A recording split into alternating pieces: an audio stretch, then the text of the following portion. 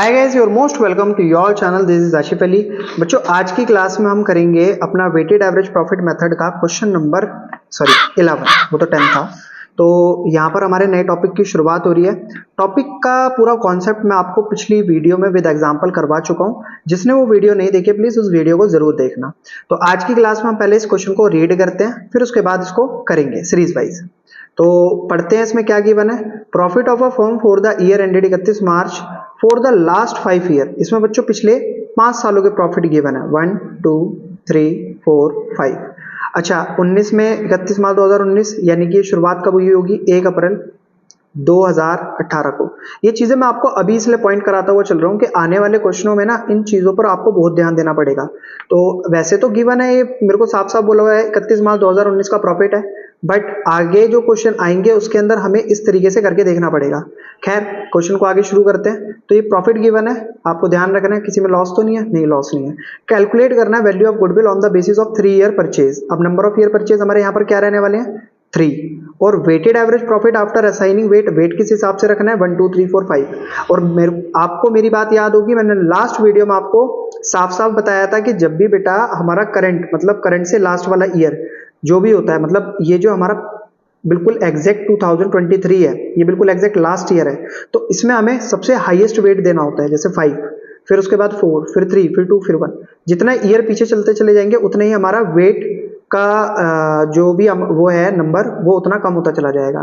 To profit for the year ended 31 March 2019 20 21 22 23। ठीक है, करते हैं कैलकुलेट। क्वेश्चन सिंपल है, ज्यादा मुश्किल नहीं है। तो यहाँ पर लिख लेते हैं, हम क्वेश्चन को सॉल्व करने वाले हैं। सबसे पहले मैंने आपको क्या बता रखा है, क्या लिखना होता है आपको? नंबर ऑफ ईयर परचेज आप पहली हेडिंग में डाल लो, जिससे ना क्वेश्चन जब करें तो बार बार देखने की जरूरत ना पड़े। तो यहाँ पर number of year purchase given है 3 ईयर। ठीक है, तो ये लिख दिया 3।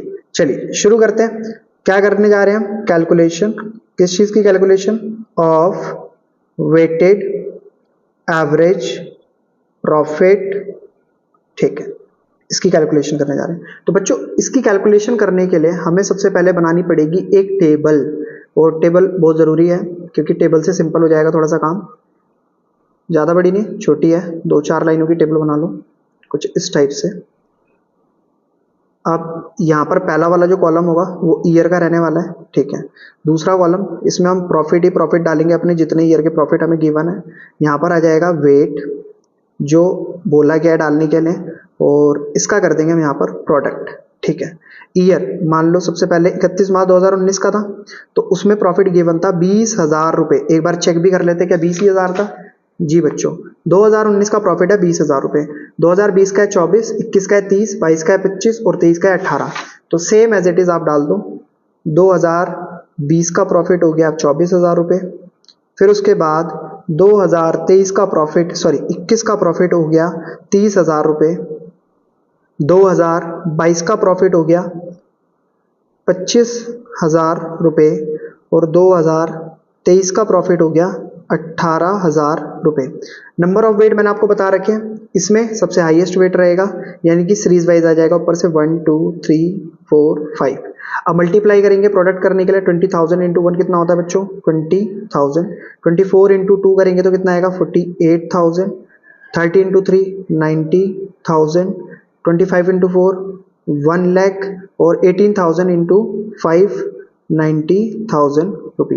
क्लियर है? यहाँ पर आ जाएगा इसका टोटल, यहाँ पर भी इसका टोटल कर लेते हैं। तो 5 4 9 और 1 10 3 2 5, टोटल वेट आ गया हमारा 15।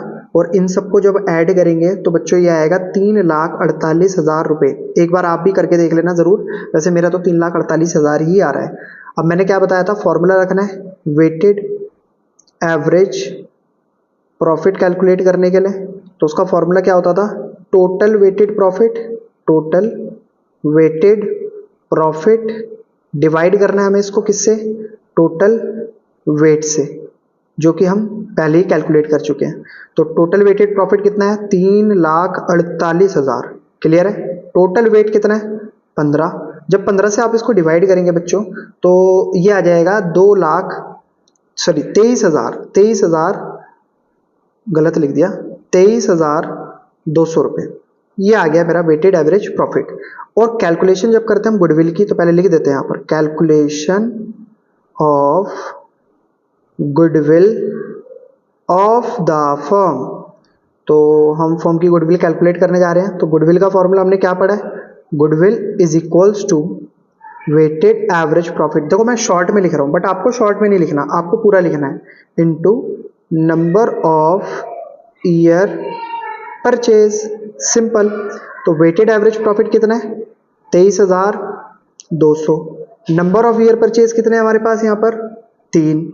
तो 23,200 मल्टीप्लाई बाई 3 कितना होता है, 69,600।